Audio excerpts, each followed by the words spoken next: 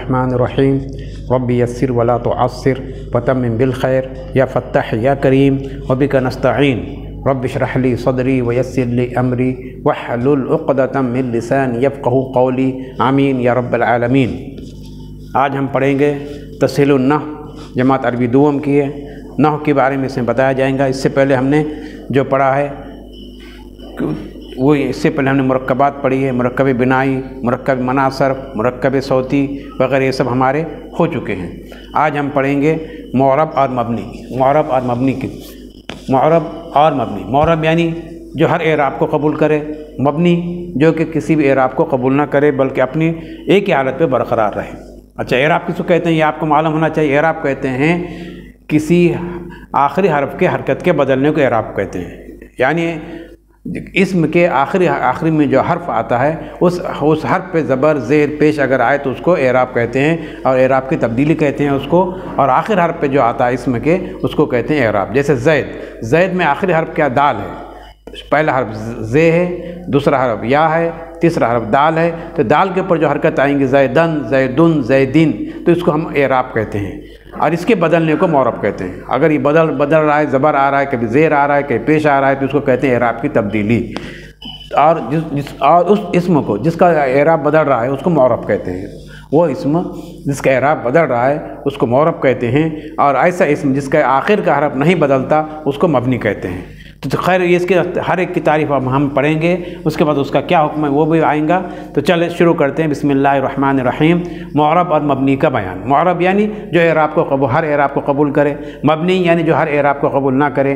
और आपको मैंने बता दिया कि एराब कहाँ आता है, इसम के आखिर हरफ पे जो एराब होता है, यानी जो हरकत होती है ज़बर ज़ेर पेश जो होता है उसको एराब कहते हैं। और वही बदलता रहता है मुअरब में, और मबनी में नहीं बदलता। तो वही कह रहे हैं आखिरी हरफ की हरकत, आखिरी हरफ की हरकत बदलने और ना बदलने के एतबार से कलमे की दो किस्में कह रहे हैं।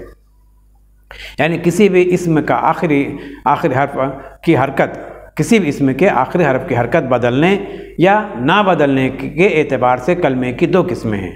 कलमे की दो किस्में हैं। यानी कलमे का आखिर अगर बदल रहा है तो वो मुअरब है, कलमे का आखिर अगर नहीं बदल रहा तो मबनी है।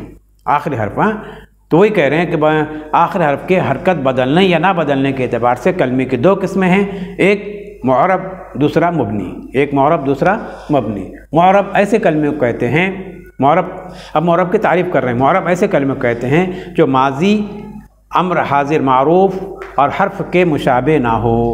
जो कि हर्फ के मुशाबे ना हो। किसके मुशाबे ना हो? जो माजी के मुशाबे ना हो, अम्र, हाजिर, मारूफ के मुशाबे ना हो, और हर्फ के मुशाबे ना हो। हर्फ यानी अला, फी, हत्ता वगैरह जो हुरूफ है उसके मुशाबे ना हो। तो कैसे ऐसे कलमे कहते हैं मुअरब जो माजी, अम्र, हाजिर, मारूफ और हर्फ के मुशाबे ना हो। और क्या ना हो? उसके आखिर में तब्दीली होती रहती हो, उसके आखिर में तब्दीली होती रहती हो। मुअरब को इसमें मुतमक्किन भी कहते हैं। मुअरब का दूसरा नाम इसमें मुतमक्किन भी है। मुअरब का दूसरा नाम क्या है? इसमें मुतमक्किन भी है।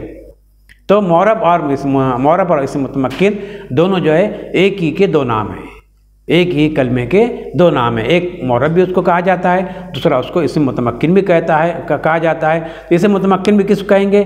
जो कि हर हरकत को जगह दे। इसम मुतमक्किन किसको कहते हैं? जो हर हरकत को अपने ऊपर आने दे, चाहे वो ज़बर आ रहा हो, चाहे वो ज़ेर आ रहा हो, चाहे वो पेश आ रहा हो, तो हर एक को जो जगह दे, हर एक को जो हर हरकत को जो कबूल करे तो उसको कहते हैं मुअरब। उसको क्या कहेंगे आप? मुअरब।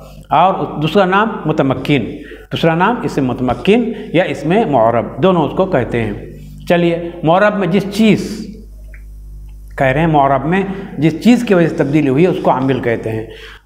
जिस चीज़ की वजह से तब्दीली हुई उसको क्या कहते हैं? आमिल कहते हैं। तो अब आमिल यानी जिसकी वजह से उस इस्म का या उस कलमे का एराब बदल रहा है उसको आमिल कहेंगे।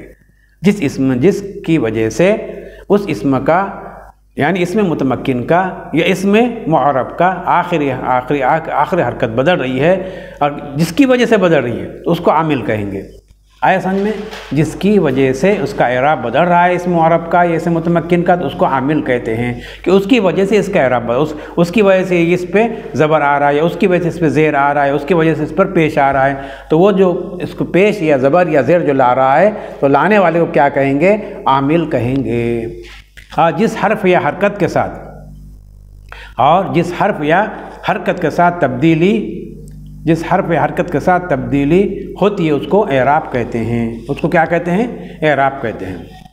یعنی جو یہ تبدیلی ہو رہی ہے اس کو اعراب کہا جاتا ہے، جس کی وجہ سے ہو رہی ہے اس کو عامل کہتے ہیں. اور جس حرف پر یہ تبدیلی ہوتی ہے اس کو محل اعراب کہتے ہیں. اس کو کیا کہتے ہیں؟ محل اعراب کہتے ہیں. جیسے جاء زید رأیت زیدا مررت بزید. جاء زید رأیت زیدا مررت بزید. دیکھو زید جو ہے 3 جگہ یہاں زید آ رہا ہے. زیدن ایک جگہ ہے، زیدن ایک جگہ ہے، زیدین ایک جگہ ہے. زیدن دیکھو یہ اسم ہے اور اس کے آخری حرف کیا ہے؟ دال ہے، اور دال کے اوپر کیا ہے؟ 2 پیش ہے. رأیت زیدن یہاں پہ زید کیا اسم ہے، اور اسم کون سا؟ اسم متمکن ہے یا اسم معرب ہے، اور اس کے آخر والا حرف کیا ہے؟ دال ہے، اس کے اوپر زبر ہے.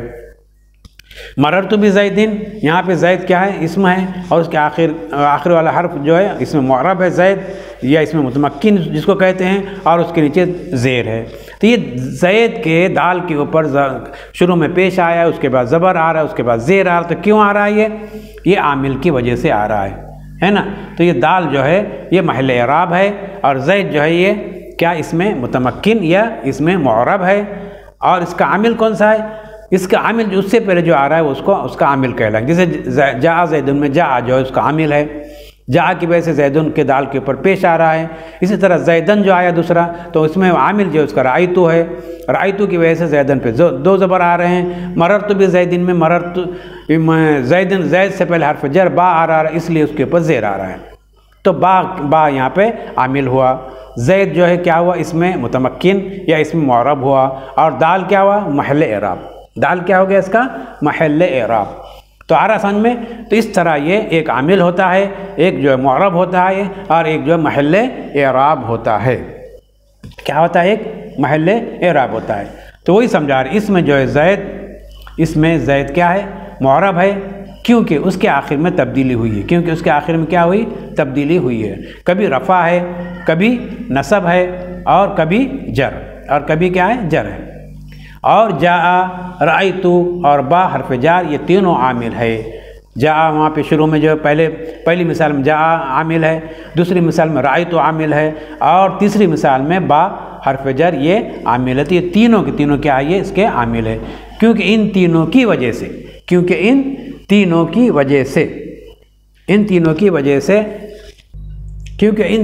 وجہ سے زید کے آخر میں تبدیلی ہوئی ہے. پہلے زید میں جاء کے وجہ سے تبدیلی ہوئی ہے، دوسرے زید میں رأیتو کی وجہ سے تبدیلی ہوئی ہے، اور تیسرے زید میں جو ہے با حرف جر کی وجہ سے آخر میں تبدیلی آئی ہے. تو جاء کی وجہ سے زیدن پر پیش آیا، رأیتو کی وجہ سے زیدن پر زبر آیا، اور با حرف جار کی وجہ سے زیدن کے آخر میں زیر آیا ہے. اور زید پر پیش زبر زیر جو آیا ہے یہ اعراب ہے. کیا ہے یہ اعراب کہلا. زید کے اوپر جو زبر زیر پیش جو آ رہا ہے کیا ہے؟ یہ اعراب ہے. تو زید تو اب سمجھ میں اعراب کس کہتے ہیں؟ جو کہ اسم کے آخر میں، اسم معرب کے جو آخر میں آتا ہے، اس کو جو آخر میں حرکت ہوتی ہے اس حرکت کو اعراب کہتے ہیں. اور زید کا آخری حرف دال، زید کا آخری حرف کیا ہے؟ دال ہے، اور یہ محل اعراب ہے. زید کا آخری حرف کیا ہے؟ دال، اور یہ کیا محل اعراب ہے نا. تو اعراب کس کو کہتے ہیں؟ جو کہ اس میں معرب کے آخر حرف پہ جو حرکت ہوتی ہے زبر زیر پہ، اس کو اعراب کہتے ہیں. اور محل اعراب یعنی اس اسم کا آخری حرف، اس اسم کا یعنی اس اسم متمکن کا یا اسم معرب کا آخری حرف کو پہ جو حرکت ہوتی ہے اس کو محل اعراب کہتے ہیں. اور اس کا عامل کون ہوتا ہے؟ اس سے یہ اعراب جو ہے عامل کے تابع ہوتا ہے. اعراب کیا ہوتا ہے؟ عامل کے تابع. عامل جیسا آئیں گا ویسا اعراب آئیں گا. عامل اگر رفع دینے والا آیا تو اس متمکن کے آخر حرف پر رفع آئیں گا. اگر عامل جو ہے نصب دینے والا آیا تو اس کا اعراب جو ہے اس کا اعراب جو نصب میں ہو جائے گا. اور اگر عامل زیر دینے والا آیا تو اس میں متمکن کے آخر میں اعراب کیا ہوں گا؟ زیر یعنی کسرہ ہوں گا. اب کہتے ہیں اعراب کی 2 قسمیں ہیں. اعراب کی 2 قسمیں، اعراب لفظی، اعراب تقدیری. اعراب کی کتنی قسمیں ہیں؟ 2. اعراب کس طرح آ سکتا ہے کہہ رہے ہیں؟ اعراب جو ہے اعراب نے پڑھے نا بھائی، زبر زیر پیش کو اعراب کہتے ہیں، ہے نا. اور جو اسم متمکن کے جو آخر حرف پر آئے اس کو اعراب کہتے ہیں، اور اعراب بدلتے رہتا ہے، کبھی زیر کبھی زبر کبھی پیش آتا ہے، تو کہتے ہیں یہ اعراب آپ کے سمجھ میں آ گیا۔ اب یہ اعراب سمجھنے کے بعد یہ اور دوسری بات، ایک نئی بات یہ سمجھو کہ اعراب کی اب دو قسمیں ہوتی ہیں۔ ابھی تک آپ جو پڑھ رہے تھے زیر زبر پیش یا دو زبر دو زیر دو پیش، اس کو آپ اعراب کہہ رہے تھے، یہ بھی صحیح ہے، لیکن اعراب کی اور ایک قسم بھی ہوتی ہے، تو کہتے ہیں اعراب کی دو قسمیں ہیں۔ اعراب کی دو قسمیں، اعراب لفظی، اعراب تقدیری۔ اعراب کی دو قسمیں ہوتی ہیں، ایک اعراب لفظی ہوتا ہے اور ایک اعراب تقدیری ہوتا ہے۔ تو چلیے اب اعراب لفظی کس کو کہتے ہیں، تقدیری کس کو کہتے ہیں، وہ پڑھ لیتے ہیں، ذرا سمجھ لیتے ہیں۔ چلیے تو اعراب لفظی کیا ہے؟ اعراب لفظی ایسے اعراب کو کہتے ہیں جس کا زبان سے تلفظ کیا جائے، جس کا تلفظ کیا ہے، زبان سے کیا جائے، اس کو کیا کہتے ہیں، اعراب لفظی۔ جیسے جاء زید میں رفع یعنی پیش، جاء زید میں دیکھو ہم رفع پڑھ رہے ہیں، رفع کیسا پڑھے، دن کے حساب، دن کی آواز نکل رہی ہے، تو اس کا زبان سے ہم ادا کر رہے ہیں دن۔ زبر کیسا، دن، زیر کیسے، دن، اس کی آواز نکل رہی ہے اور تینوں کی آواز الگ الگ نکل رہی ہے، پیش کی الگ، زبر کی الگ، زیر کی الگ، تنوین ہے تو الگ، اگر صرف تنوین نہیں ہے، صرف سنگل زیر یا زبر یا پیش ہے تو اس کی آواز الگ۔ تو یعنی جو اعراب ہمیں جس کا تلفظ زبان سے ادا ہو جائے، زبان جس کو کہے سے ادائیگی ہو رہی جس کی، تو وہ ہو گیا اعراب، وہ ہو گیا اعراب۔ یعنی جو اعراب لفظ سے جو اعراب زبان سے ادا ہو جائے، زبان سے اس کا تلفظ ادا ہو جائے، زبان سے اس کی آواز نکلے، تو وہ ہوا اعراب لفظی۔ جیسے جاء زید میں رفع یعنی پیش۔ اب دوسری قسم کیا ہے، اعراب تقدیری۔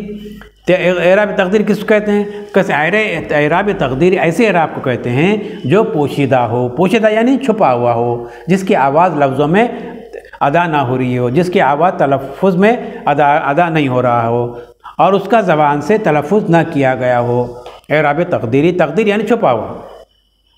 تقدیر کے معنی کیا ہے؟ اسی لیے ہم آپ کہتے ہیں تقدیر کو تقدیر کیوں کہتے ہیں، چھپی ہوئی ہے، ہم کو نہیں معلوم کہ ہم کل کیا ہوں گا، ہم شام میں ہمارا کیا ہوں گا، ہم کیا کھائیں گے، ہم کیا پئیں گے، ہم کہاں اٹھیں گے، ہم کہاں بیٹھیں گے، کہاں سوئیں گے، ہمیں کچھ نہیں پتہ ہے۔ تقدیر میں حالت سب لکھا ہوا ہے لیکن ہمیں اس کا پتہ نہیں، کیوں کہ ہم سے چھپا ہوا ہے۔ تو تقدیر کے معنی چھپا ہوا ہونے کے، پوشیدہ جس کو کہتے ہیں۔ تو اعراب تقدیری کس کو کہتے ہیں؟ پوشیدہ اعراب کو کہتے ہیں، ایسے اعراب کہتے ہیں جو پوشیدہ ہو اور اس کا زبان سے تلفظ نہ کیا گیا ہو، اور اس کا تلفظ کیا زبان سے ادا نہیں ہو رہا۔ جیسے جاء القاضی، قاضی میں ضمہ پیش پوشیدہ ہے، قاضی میں یہ پیش جو ہے یہاں پہ ضمہ ہے، وہ کیا ہے، پوشیدہ ہے، چھپا ہوا ہے۔ بعض نحویوں نے اعراب کی ایک قسم اور بیان کی ہے اور اس کو اعراب محلی کہتے ہیں، اور اس کو اعراب محلی کا نام دے دیتے ہیں۔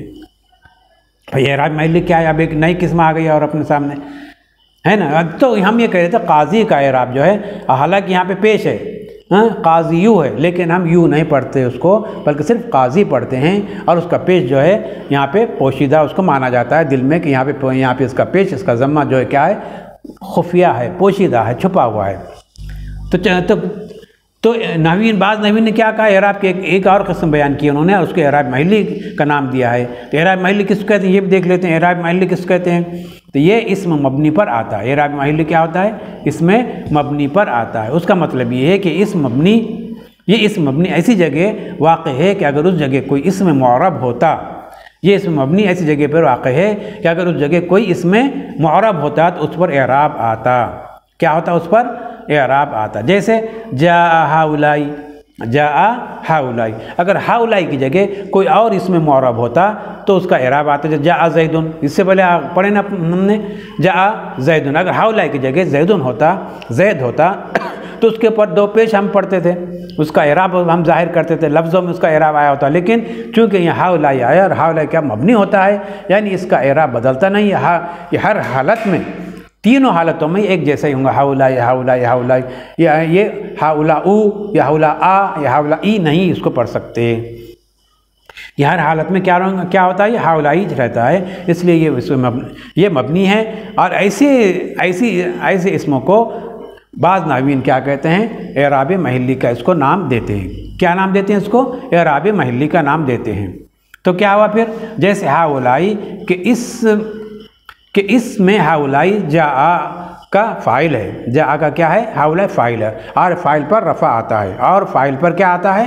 رفع آتا ہے، اور فاعل کیا ہوتا ہے؟ مرفوع ہوتا ہے، رفع آتا ہے نا، یعنی اس پر پیش آتا ہے، لیکن اس پر رفع نہ لفظوں میں ہے، اس پر رفع نہ لفظوں میں ہے اور نہ ہی پوشیدہ ہے۔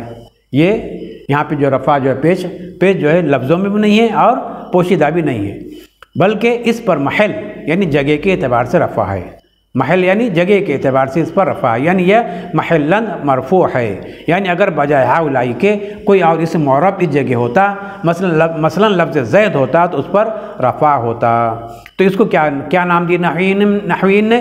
اعراب محلی کا نام دیے ہیں کہ یہ جگہ کے اعتبار سے یہ مرفوع ہے، یعنی اس کی جگہ ایسی ہے کہ اگر اس جگہ کی جگہ اگر یہ مبنی کے بجائے کوئی اسم جو ہے معرب آتا، کوئی اسم متمکن آتا تو کیا ہوتا ہے؟